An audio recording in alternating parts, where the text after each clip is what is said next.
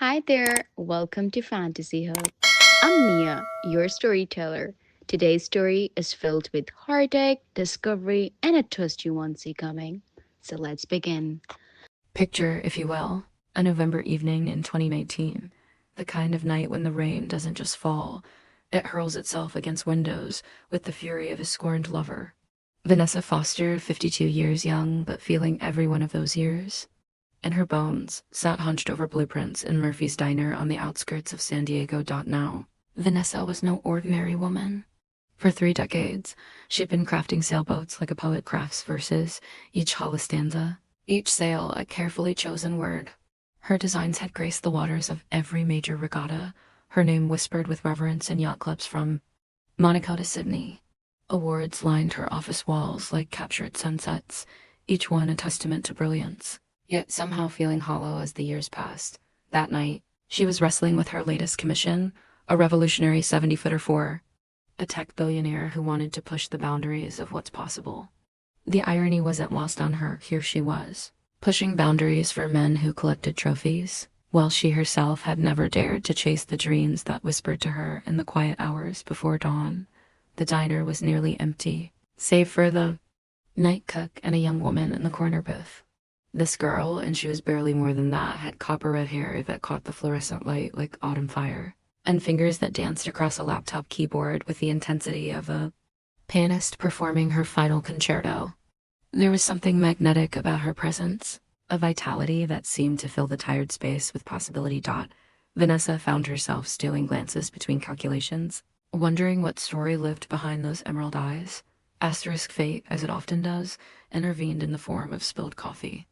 The young woman's cup tumbled as she reached for her phone, sending a cascade of dark liquid across her table toward her laptop. Without thinking, Vanessa was on her feet, napkins in hand, helping to dam the caffeine flood. "Thank you," the girl gasped, her voice carrying the hint of tears. "God, if I'd lost this article, I've been working on it for months." "What's the piece about?" Vanessa asked, settling into the opposite booth as if it were the most natural thing in the world. The young woman, Ariana Wood, she learned and studied Vanessa with curious eyes. "It's about women in traditionally male-dominated industries. How? They're often pushed aside or forgotten, despite their contributions." She paused, tilting her head. "You look familiar." "Have we met?" Vanessa's laugh carried decades of quiet resignation. "Doubtful. I'm what you might call a ghost in the machine. I design the boats that make headlines. But nobody remembers the woman behind the blueprint." Ariana's eyes widened. "Wait, Foster Marine Design. You're Vanessa Foster?" She leaned forward, suddenly animated. "The woman who designed Aurora's Dream, the yacht that revolutionized competitive sailing. I've been trying to interview you for 6 months. And now you're having coffee with me at midnight in a diner that smells like yesterday's dreams," Vanessa said, surprising herself with the poetry in her words. "Funny how the universe works." What followed was a conversation that stretched until the first pale fingers of dawn crept across the horizon. Ariana spoke with the passion of youth, about injustice, about dreams deferred, about the stories that needed telling. Vanessa found herself sharing things she'd never voiced, her regret at never having her own racing team, her frustration with being the invisible genius behind other people's glory. "You know what I don't understand?" Ariana said as the sky began to blush pink. "Why you're still making boats for people who don't appreciate you when you could be making them for yourself." The question hung in the air like incense in an old cathedral. Asterisk their friendship, for that's how it began. Though neither could ignore the undercurrent of something deeper blossomed over shared meals and long walks along the harbor. Ariana would bring her laptop to Vanessa's workshop, writing while the older woman worked on her designs.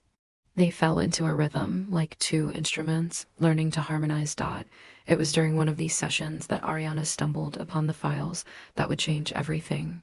"Vanessa," she said one evening, her voice tight with concern. "What's Project Poseidon?" The blood drained from Vanessa's face. "Where did you see that name?" "It was on your screen when you stepped away. Military contract, neural manipulation research." "What is this?" Vanessa sank into her chair, suddenly looking every one of her 52 years. "It's my shame, Ariana. My greatest professional achievement and my deepest moral failure." The story that emerged was darker than the storm that had brought them together. Project Poseidon was a military-funded research initiative using Vanessa's advanced hull designs to test psychological warfare techniques on naval personnel. The boats she'd created marvels of engineering were being used to study fear responses, to break down human resistance, to turn sailors into weapons. They told me it was for safety research, Vanessa whispered. Better emergency protocols, improved crew psychology. I was so proud to be chosen for something so important, but the real testing, what they're actually doing to those young men and women. Ariana reached across the table, her young hand covering Vanessa's weathered one. We have to stop this. We? Ariana, you don't understand. If I speak out, I lose everything. 30 years of reputation gone. My company, my clients, my legacy. What legacy? Ariana's voice was gentle but firm. Building beautiful prisons for someone else's cruelty. Is that really what you want to be remembered for? Asterisk that night as rain drummed against the windows of Vanessa's workshop, the two women sat surrounded by decades of achievement and faced an impossible choice. On the desk between them lay two paths: the signed contract for the billionaire's yacht that would secure Vanessa's financial future, and Ariana's laptop, cursor blinking on a blank document titled The Poseidon Papers. I've spent 30 years building a reputation that I never really owned, Vanessa said, her voice barely above a whisper. Playing by their rules, accepting their crumbs, grateful for the chance to be the best woman in a man's world. But you're asking me to be the best human being I can be? Ariana moved to sit beside her on the old leather couch, their shoulders touching. My mother always said that courage isn't the absence of fear. It's the decision that something else is more important than your fear. Your mother sounds wise. She was a sailor, actually. Died in a racing accident when I was 12. Never got to prove what she could do because no one would sponsor a woman with a kid. Ariana's voice caught. She'd have loved what you're thinking. Or doing. As the night deepened, something shifted between them. The space that separated them, 30 years, different worlds, different dreams, suddenly seemed as thin as tissue paper. When Vanessa finally turned to face Ariana, the question in her eyes needed no words. Their first kiss tasted like courage and coffee, like all the conversations they'd had and all the ones yet to come. It was Ariana who pulled back first, studying Vanessa's face in the lamplight. Are you sure about this? She asked, and Vanessa knew she wasn't just talking about the kiss. I've never been sure of anything in my life, Vanessa replied, but with you, maybe that's enough. Asterisk, the next 6 months were a whirlwind of revelation and revolution. Working together, they methodically documented the truth behind Project Poseidon. Ariana's journalism skills and Vanessa's inside knowledge proved a formidable combination. They uncovered not just the psychological experiments, but financial corruption, safety violations, and a web of complicity that reached to the highest levels of naval command. The article, when it finally broke, sent shockwaves through the maritime industry. Vanessa lost everything she'd predicted she would, and more. Clients vanished overnight. Awards were quietly rescinded. Her name became synonymous not with innovation, but with betrayal in the eyes of those who'd once celebrated her. But as she watched Ariana accept a Pulitzer nomination for investigative journalism, as she saw young servicemen and women freed from psychological torture, as she witnessed the investigation that would eventually lead to major reforms in military contracting, she found she didn't miss her old life as much as she'd feared. Regrets? Ariana asked one morning as they walked along the beach near their small rental cottage. Only one, Vanessa replied. That it took me 52 years to find the courage to disappoint the right people. The call came on a Tuesday in March. Sarah Chen, a tech entrepreneur who'd followed the Poseidon story, had a proposition. She wanted to fund an all-women racing team, with Vanessa as chief designer and team principal. The catch is, Sarah explained, over video call, I want it to be more than just racing. I want it to be a statement, a training ground for the next generation of female sailors, engineers, designers. A place where your mother's generation and your girlfriend's generation can learn from each other. Vanessa looked at Ariana, who was practically vibrating with excitement. What would you call this team? Aurora's Daughters, Sarah replied. After your most famous design, and after all the dreams that were put on hold for too long. 6 months later, Vanessa stood on the dock in Annapolis, watching her new creation slice through the morning waters. The boat was smaller than her previous masterpieces, but it carried something her other designs never had. The dreams of women who'd been told they didn't belong on the water. Ariana stood beside her, no longer the uncertain journalism student, but now the team's official chronicler and media director. Their relationship had weathered skepticism, age gap jokes, and the scrutiny that came with their sudden fame, emerging stronger for the testing. "She's beautiful," Ariana whispered, watching the all-female crew work in perfect harmony. "They all are," Vanessa replied, meaning not just the boat, but the young women whose mothers had been denied the chances these daughters now embraced. Asterisk, as I near the end of this tale, friend, I find myself thinking about the nature of success. We spend so much of our lives building monuments to other people's ideas of what we should be, that we forget to ask ourselves what we actually want to become. Vanessa Foster gave up every professional honor she'd ever earned for a 22-year-old's belief that truth mattered more than reputation. But what she found in return was something no award could ever provide: the knowledge that her work was finally aligned with her values, that her love was finally aligned with her heart. The Aurora's Daughters team went on to win 3 major regattas in their first season. More importantly, they became a pipeline for young women entering maritime careers. Vanessa's designs, no longer secret masterpieces hidden behind other people's names, became synonymous with innovation in the service of humanity rather than domination. And Ariana? She continued writing, but her stories took on a different quality: less anger at injustice, more hope for transformation. The Poseidon Papers became a best-selling book, then a documentary that won every major award in journalism. But perhaps her greatest achievement was simpler. She showed a brilliant woman that it's never too late to stop living someone else's dream and start building your own.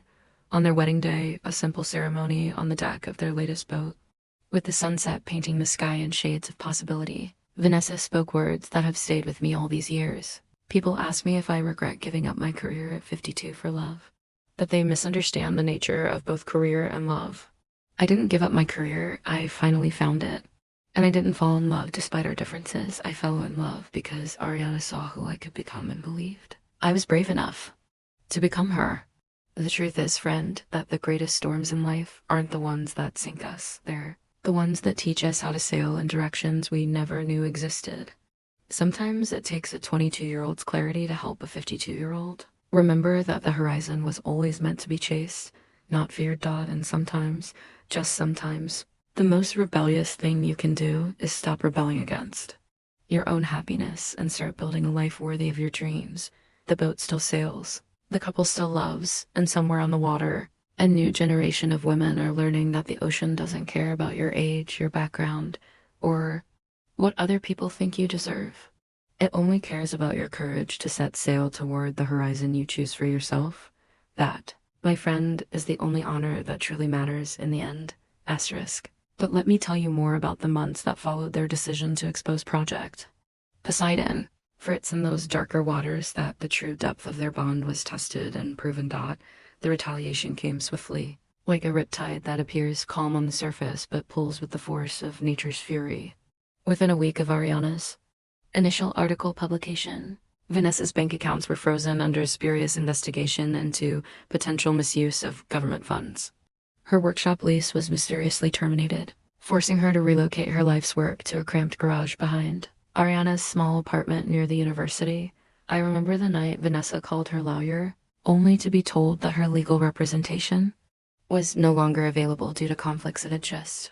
23 years of loyal service, and they dropped her like a stone into deep water.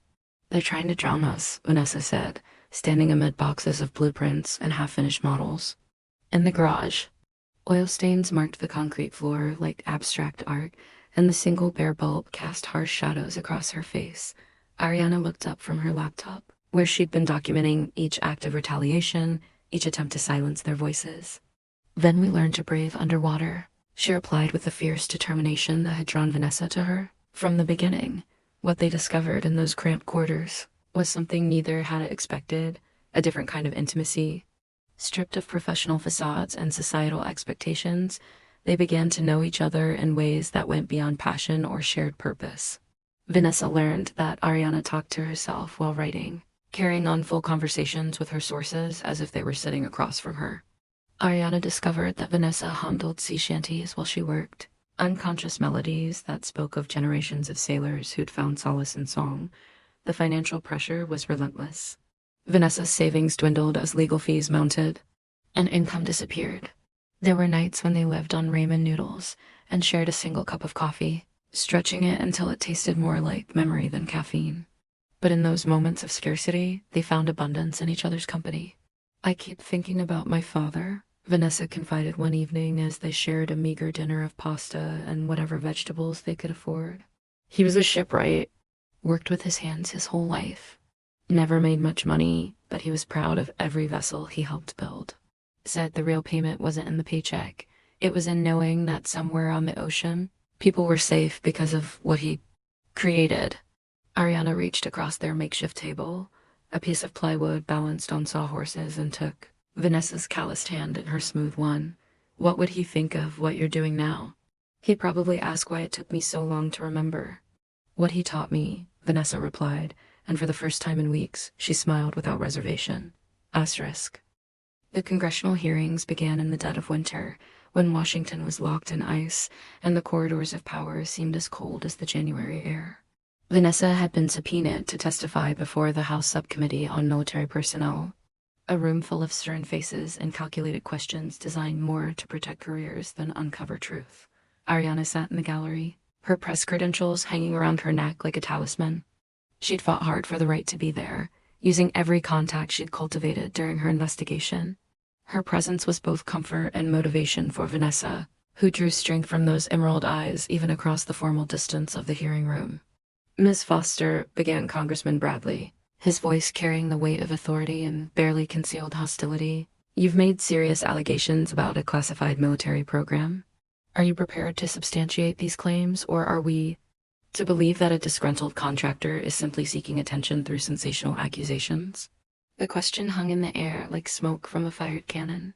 Vanessa had prepared for this moment, but sitting in that leather chair with cameras recording her every word and the weight of her conscience pressing down like ocean depth, she felt the magnitude of what she was about to do. "Congressman," she began, her voice steady despite the trembling in her hands, "I have spent 30 years of my life designing vessels meant to keep people safe on the water. The boats I created for Project Poseidon were perverted into instruments of psychological torture. I have documentation, recordings, and correspondence that prove beyond doubt that young servicemen and women were subjected to deliberate trauma under the guise of training exercises."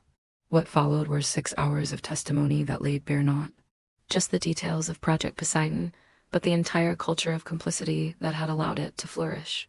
Vanessa spoke of pressure sensors disguised as safety equipment, of audio systems designed to induce panic rather than provide communication, of hull modifications that created disorientation and fear in crew members who trusted their vessels. With their lives, during a recess, Ariana managed to slip her a note. "Your father would be proud. The whole world is watching a shipwright protect her crew." The most devastating moment came when Vanessa presented her final piece of evidence, a recording from Lieutenant Sarah Martinez, a young naval officer who'd been part of the Poseidon trials. The young woman's voice shaking with barely controlled trauma described weeks of induced terror that had left her unable to sleep without nightmares, unable to trust the very vessels that were supposed to be her sanctuary. "She's 24 years old," Vanessa told the committee, her composure finally cracking. "The same age I was when I designed my first boat. I thought I was building her a tool to serve her country with honor.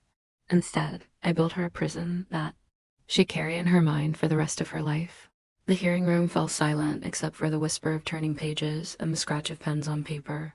In that moment, Vanessa knew that whatever the cost, she had done the right thing. Asterisk, the aftermath of the hearings brought both vindication and devastation. Project Poseidon was officially terminated within a month, and a full investigation was launched into military contracting procedures. 3 admirals resigned, and a dozen officers faced court-martial proceedings. The young sailors who had been subjected to the program were offered counseling and full medical benefits for any lasting trauma, but victory came with a price that Vanessa hadn't fully anticipated. Her name became synonymous with the scandal in maritime circles, and the professional ostracism was complete. Former colleagues crossed the street to avoid speaking to her. Professional organizations quietly removed her from their membership rolls. The industry that had been her life for 3 decades cast her out like a message in a bottle, never to return to familiar shores. The emotional toll was devastating. There were days when Vanessa couldn't get out of bed, when the weight of what she'd lost pressed down on her chest like water filling her lungs. She'd wake in the middle of the night, reaching for blueprints that were no longer there, trying to solve problems for clients who would never call again. Ariana became her anchor during those dark months, working double shifts at a local newspaper to keep them afloat while Vanessa struggled with depression that came in waves like storm surges. The young woman would come home to find Vanessa staring at the wall, surrounded by empty coffee cups and the detritus of a brilliant mind left idle. Talk to me, Ariana would say, settling beside her on their secondhand couch. Tell me what's happening in there. I keep thinking about all the boats I'll never build, Vanessa would whisper. All the innovations that will never see water. All the problems that will never get solved. What if I was wrong? What if I gave up the ability to do good for thee? Satisfaction of feeling righteous? These conversations would stretch into the small hours. Ariana holding Vanessa while she grieved not just for her career, but for the version of herself that had died in that congressional hearing room. It was during one of these midnight confessions that Vanessa spoke the words that would haunt them, both. Sometimes I wonder if you'd be better off without me. You're 23, brilliant, with your whole life ahead of you. And here you are, tied to a has-been who destroyed her own life for principles that might not have been worth it. Ariana was quiet for so long that Vanessa thought she might have fallen asleep. When she finally spoke, her voice carried a strength that belied her. Years, my mother used to tell me about the old lighthouse keepers, she said. Men who spent their whole lives tending lights that warned ships away from dangerous rocks. They never got to see the vessels they saved, never knew the names of the sailors who lived because of their vigilance. But they kept the light burning. Anyway, because someone had to stand watch in the darkness. She turned in Vanessa's arms, meeting her eyes in the dim light from the street.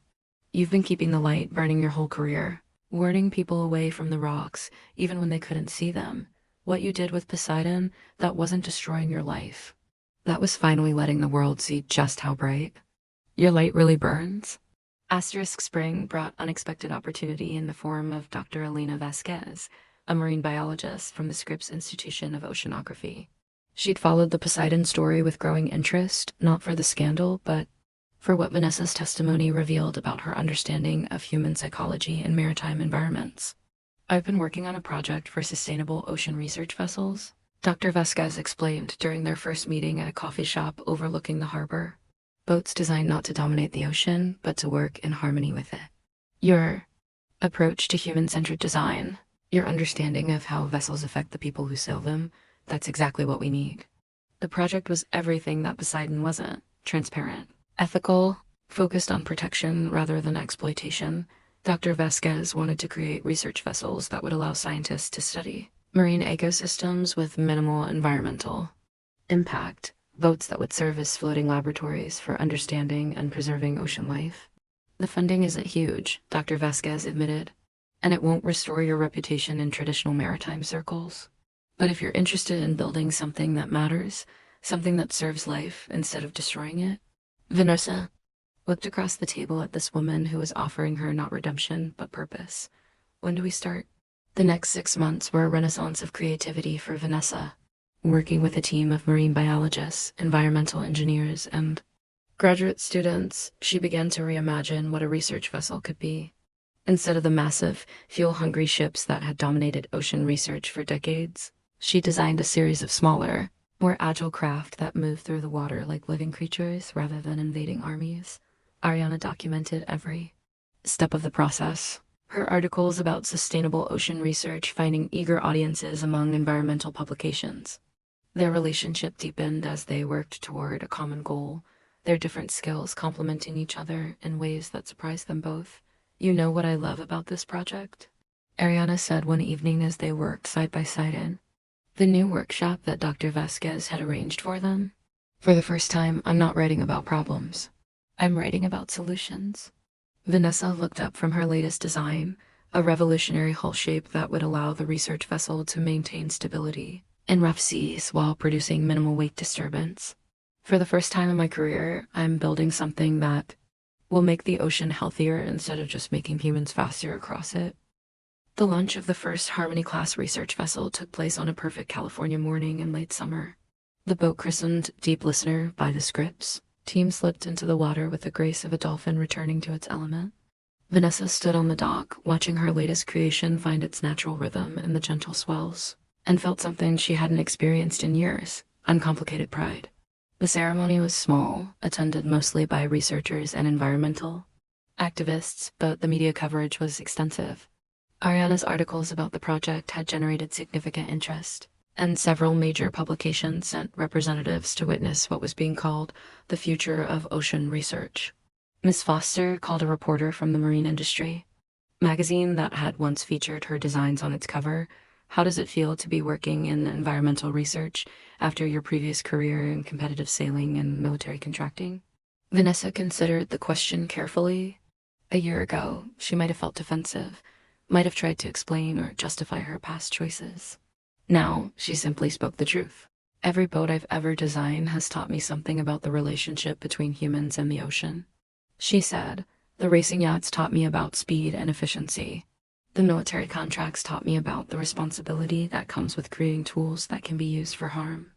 This vessel incorporates everything I've learned, but it's guided by a different principle: respect for the ocean and the life it contains." The reporter pressed further. "Do you regret exposing Project Poseidon, given what it cost you professionally?" "The only thing I regret," Vanessa replied, "is that it took me 30 years to understand that professional success without personal integrity is just elaborate failure." Later that afternoon, as the research team took Deep Listener out for its maiden voyage, Vanessa and Ariana stood alone on the dock, watching the vessel disappear into the distance. "Penny for your thoughts," Ariana said, slipping her arm through Vanessa's. "I was thinking about time," Vanessa replied. "How we spend so much of our lives afraid that we're running out of it, that we've missed our chance to do something meaningful. But maybe time isn't linear like we think. Maybe it's more like the ocean, vast, interconnected, with currents that can carry us to places we never imagined if we're brave enough to let them." Ariana squeezed her arm. "You know, for a boat designer, you're pretty wise. I learned from a brilliant young journalist who taught me that it's never too late to start swimming toward the horizon you actually want to reach."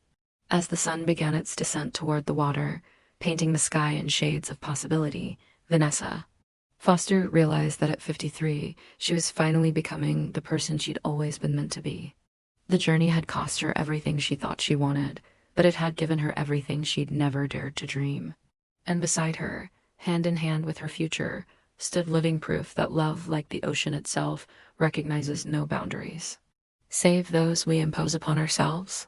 The tide was turning, carrying them toward waters they would navigate together, wherever the currents of courage and conscience might lead.